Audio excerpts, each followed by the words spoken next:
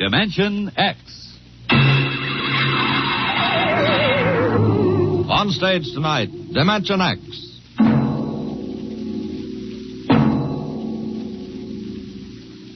Tonight, Dimension X presents The Martian Chronicles, a dramatization of the new novel by one of our most brilliant young science fiction writers, Ray Bradbury. The Martian Chronicles.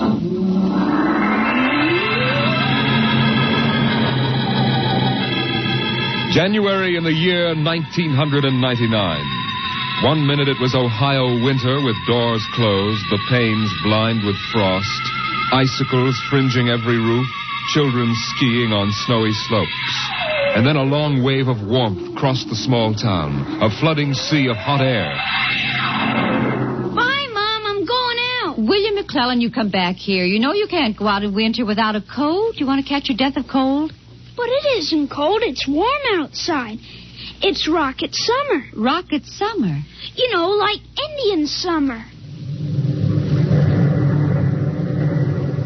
The rocket lay on the launching field, blowing out pink clouds of fire and heat, cracking the icicles, melting the snow, making summer with every breath of its mighty exhausts. It seared the faces of the watching crowd and drove them back. And then they saw the red fire and heard the big sound as the silver rocket shot up toward Mars and left them behind on an ordinary Monday morning on the ordinary planet Earth.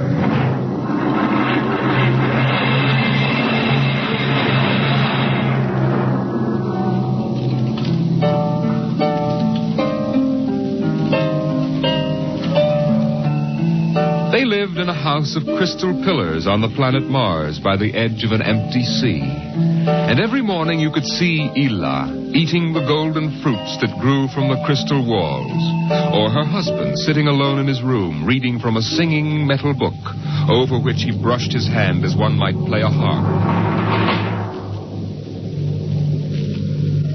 Ela and her husband were not old. Once they had liked painting pictures with chemical fire, swimming in the canals when the wine trees filled them with green liquors, and talking into the dawn together. But no more. Marriage sometimes makes people old and familiar while still young. And Ela was not happy now. This morning she sat dreaming between the crystal pillars and wished that somehow a miracle might happen. And then suddenly... Oh. Ela, did you fall? No. I thought I heard you cry out. Did I? I was almost asleep and had a dream. In the daytime? You don't often do that. Strange. How very strange. I dreamed about a man. A tall man. 6 feet tall. Oh, how absurd. He'd be a giant, a misshapen giant. I know. And yet somehow he looked quite handsome. He was dressed in a strange uniform. And he came down out of the sky in a long silver craft. Out of the sky? What nonsense. And he spoke pleasantly to me in another language. But somehow I understood him with my mind. Telepathy, I suppose. Oh, really, Ela? And he said, I've come from the 3rd planet in my ship. My name is Nathaniel York. A stupid name. Whoever heard of a name like that? Perhaps they have names like that on Earth. That's ridiculous, Ela. Everyone knows the 3rd planet is incapable of supporting life. There's too much oxygen in their atmosphere. I suppose. But haven't you ever wondered if... Well, wouldn't it be fascinating if there were people there and they traveled through space in some sort of ship? Really, Ela? You know I hate this emotional wailing. Now, let's get on with our work.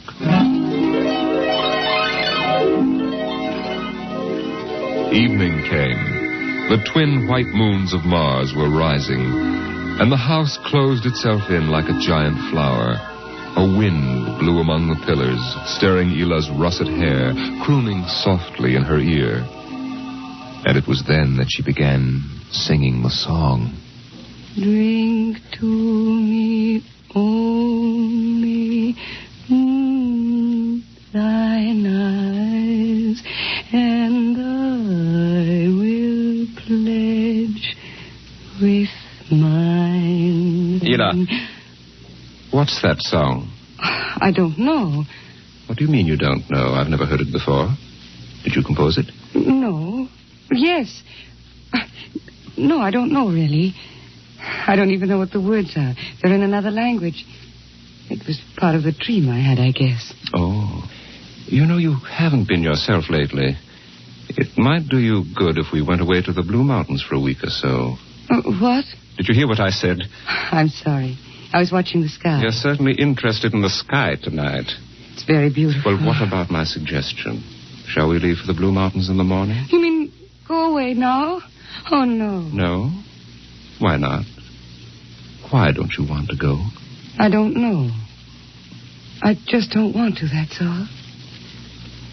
Leave a kiss in the cup, and I'll not ask for... Ela, I'm sick of that silly song. It's late. Let us sleep.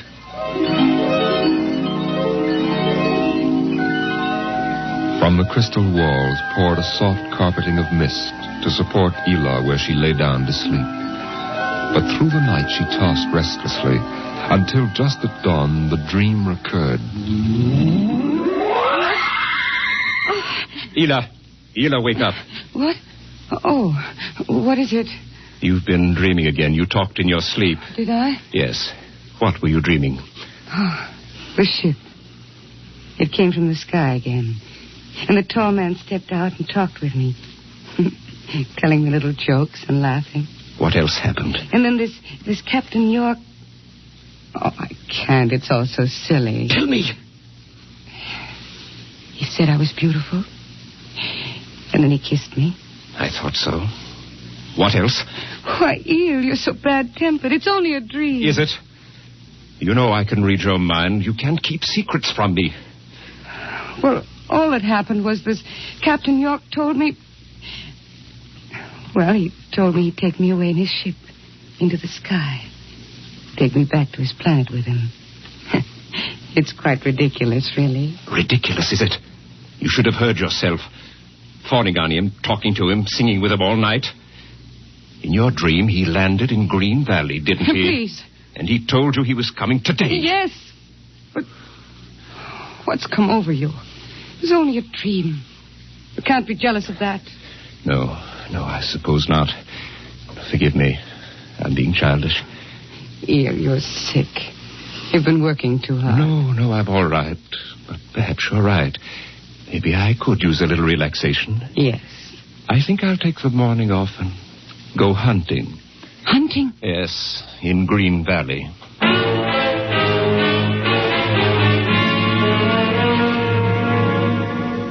Numbly, she watched him go to a closet and draw forth an evil-looking weapon.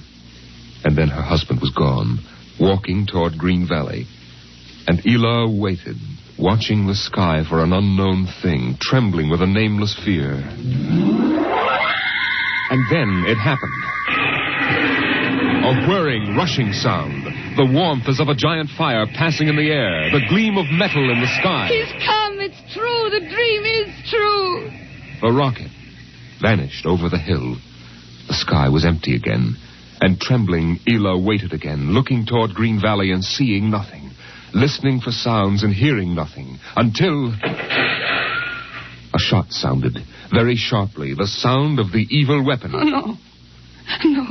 No. Her body jerked with the sound, and she wanted to scream and never stop screaming. For now she knew the dream could never come true. There was nothing left but the song, the strange and fine and beautiful song. Drink to me only with thine eyes, and I will pledge with mine. Or leave a kiss within the cup.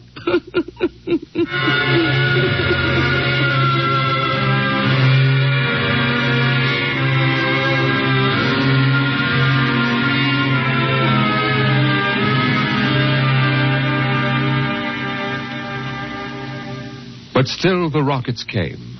The next ship came down from the stars and the black velocities and the silent gulfs of space and landed by night near a Martian city. The men made their way to the outer rim of the dreaming city, and then Jeff Spender went in to reconnoiter while the others watched and waited for something to stir in the haunted city, some gray form to rise, some voice to break the unearthly stillness. Where were the people? Where were the Martians? Nothing stirred to disturb the silence until... Halt! Who goes there? Don't shoot! Hold it, Parker. It's Spender and his party. They're coming back. Captain Wilder! Over here. Well? Captain, we've searched the city. People were living here last week. People? Martians. Where are they now? Dead. Dead. What did they die of? You won't believe it, Captain. Chickenpox. Good Lord, no. Yes. No resistance to an Earth disease, I guess. So the other rocket did get through to Mars. It looks like it, Captain. God only knows what the Martians did to them. But at least we know what they did to the Martians. You mean they're all dead? Yes. This planet is through. Hey, you hear that, guys? We're safe. Break out a bottle, Cookie. Let's have a drink to celebrate. Stop it, Parkhill. Put down that bottle. What's eating you, Spender? The planet's ours now. We got to christen it, don't we? I christen thee the city of... I christen... Hey, Parkhill City. Parkhill, I warned you. All right, Spender, that's enough. That'll cost you a $50 fine. Cookie, McClure, take care of Parkhill. Spender, you come with me.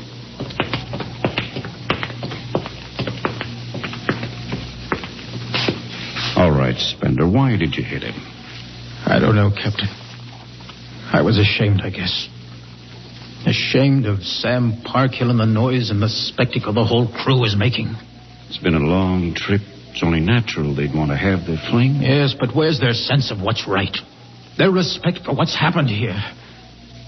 Captain, a race builds itself for 1,000,000 years, refines itself, builds cities like this one, does everything it can to give itself respect and beauty, and then it dies.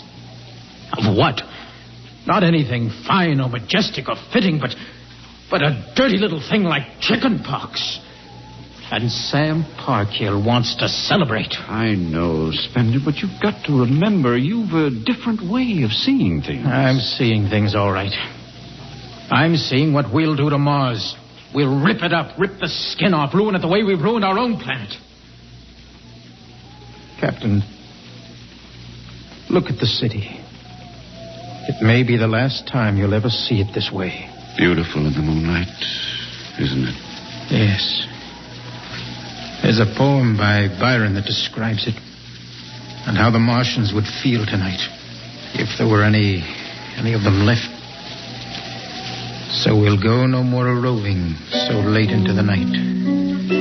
Though the heart be still as loving and the moon be still as bright. For the sword outwears its sheath, and the soul wears out the breast, and the heart must pause to breathe, and love itself must rest.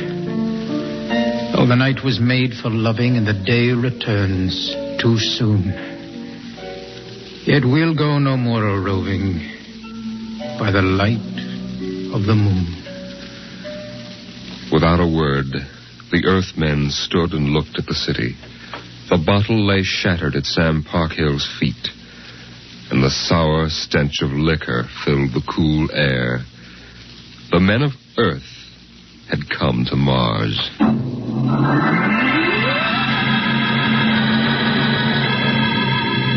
The men of Earth came to Mars. They came because they were afraid or unafraid, because they were happy or unhappy, because they felt like pilgrims or did not feel like pilgrims. The government posters screamed, "There's work for you in the sky. See Mars!" And the men shuffled forward, all kinds of men, all coming for different reasons. The rockets came like drums beating in the night. They came like locusts, swarming and settling in blooms of rosy smoke. Mars was a distant shore, and the settlers spread upon it in waves. First the pioneers and builders, then the people of civilization. Some came because they were afraid of a coming war on Earth. Some came because they were afraid of nothing. Some came to escape from the smell of the subways and the cabbage tenements. And some came from houses like the one in Ohio. It was a good house, the house in Ohio. And for 6 years the family had lived there contentedly, enjoying music and poetry and the rich, warm things of life. For the house had been built to be lived in the year 2020. It contained all the latest automatic devices, from talking book recorders to singing clocks. Tick-tock, 7 o'clock, time to rise, open your eyes. Tick-tock, 7 o'clock, time to rise, open your eyes. As the family rose and dressed, the beds whirred electronically and made themselves. In the kitchen, the stove sighed, and ejected from its warm interior 8 eggs, sunny side up, 12 bacon slices, 2 coffees, and 2 glasses of milk. 7-9, breakfast time. Come and dine. 7-9. Beside the breakfast table, the facsimile machine clacked and deposited the morning paper on the table. The headlines today spoke ominously of the danger of a coming war, and the man frowned as he read the news. Today is August 4th, 2026. Insurance, gas, and atom heat bills are due. And today, remember, the family has planned a picnic. Gee, Dad, are we really going? Sure, Timmy, why not? It's raining out. It's not raining where we're going, son. Now run upstairs, pack your fishing tackle. We're going on our picnic, all right. Okay, Dad. Bill, are you sure we ought to go? Yes. Have you seen the headlines this morning? Looks bad, doesn't it? Mm-hmm. The rocket's ready. All we have to do is pack and take off. I know, but... Well, flying to Mars, it seems so crazy. Well, all right, then we'll go. Should we tell the children why we're going? No, not yet. Let them enjoy the picnic. The house went on with its appointed tasks. 9:15, time to clean. 9:15, time to clean. Out of the molding darted hundreds of tiny mechanical mice, all rubber and metal. They sucked up the dust and dirt in the house and popped back into their burrows. In the walls, relays clicked, memory tapes glided under electric eyes, recorded voices moved under steel needles. 12 o'clock, 2 o'clock, 4 o'clock, 6 o'clock, tick-tock, 8 o'clock. Evening came. In the living room, the hearth fire bloomed out of nothing, and the phonograph spoke from beside the fireplace. Mrs. McClellan, what poem would you like to hear this evening? Mr. McClellan? Since you express no preference, I shall select at random from among your favorites. Sarah Teasdale, There Will Come Soft Rains. There will come soft rains and the smell of the ground, and swallows circling with their shimmering sound, and frogs in the pools singing at night, and wild plum trees in tremulous white. Robins will wear their feathery fire, whistling their whims on a low fence wire, and not one will know of war, not one will care at last when it is done. Not one would mind, neither bird nor tree, if mankind perished utterly. And spring herself, when she woke at dawn, could scarcely know that we were gone. The phonograph finished the poem, but there was no one there to hear, for the family had gone to Mars.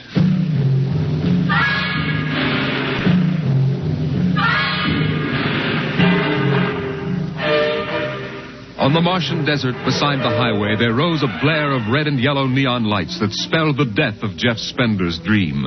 Sam's hot dog stand was what the sign read. And Sam, of course, was the same Sam Parkhill who had fought with Spender years before. 10,000 rockets were reported leaving soon for Mars, with 100,000 hungry customers. And Sam wanted to be ready for them. Hey, look up there, Elmer. See that green star up there? That's Earth. Good old wonderful Earth. Makes you feel almost reverent, don't it? Yeah. Sammy, you're hungry and you're starved. Something. That's a poem I learned at school. Come on, Earth, send me your rockets. Here's Sam Parker with the only hot dog stand on Mars. Sam, what if the rockets don't come?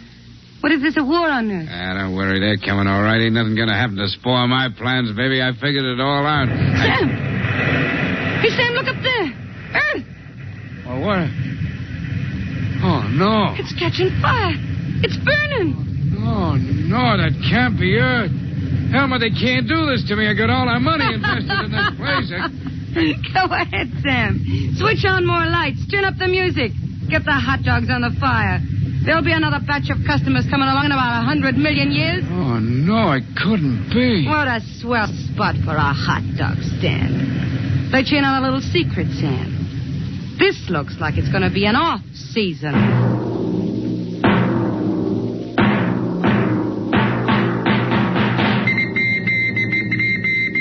Beam radio crackled with the news. By morning, the shelves of the luggage store were empty, and the rockets were blasting off, headed back to Earth. In a few days, everyone was gone, and the planet of Mars once more lay deserted and silent.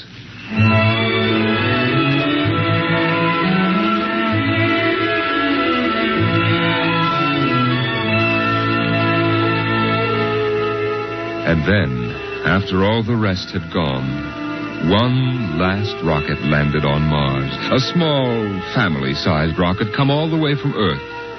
It seemed a long way to go for a picnic, but Dad had suggested a fishing trip, and Mother thought the whole family would enjoy a vacation. So here they were, floating down a Martian canal, with Timothy sitting in the back of the boat with Dad and Mother up front holding Alice the baby, and the deserted Martian towns drifting slowly by. Dad? What is it, Timmy? When do we see the Martians? You promised we would. Soon, Tim, soon. Oh, but William, the last Martians died out years ago. They're a dead race now. Not quite. Don't worry, son. I'll show you some real live Martians later on. Gee, this is swell. I wish we didn't ever have to go home. How long can we stay? 1,000,000 years. 1,000,000 years? Yes. It's time we told you, son. We're not going home. This is where we'll live from now on. But what about the rocket? What about Ohio? There's nothing there now but ruins. The last Earth radio just went off the air. That means the war is over and Earth is finished. We're going to blow up our rocket and start all over. See if we can't build a better world up here. You mean Mars is going to be our home? Yes. I hope you don't mind too much. No, sir. But what about the Martians? When do we get to see them? There they are, son. Look down at the water. I don't see anything there. Beside the boat. Look at the reflections in the water. But that's us down there. Just you and me and Mom and the baby. Yes, son. You see, we're the Martians now. For a long, silent moment, Timmy stared down at the reflections of the family in the waters. And the Martian stared back up at him. Then he lifted his eyes to the deep ocean sky, trying once more to see Earth and the house he had always called home. But Earth was too far away, and the house was now only a heap of radioactive rubble. Only one wall remained standing, and within the wall a voice spoke again and again and again. Not one would mind, neither bird nor tree, if mankind perished utterly, and spring herself, when she woke at dawn, would scarcely know that we were gone, that we were gone, that we were gone, that we were gone, that we were gone, Today is that we were October 5th, gone. 2026. Today is October 5th, 2026.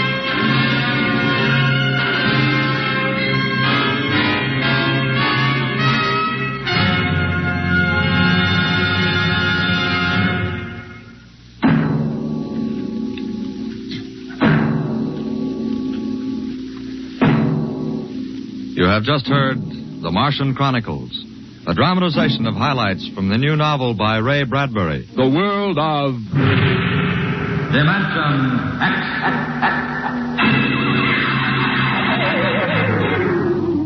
The preceding was transcribed on NBC.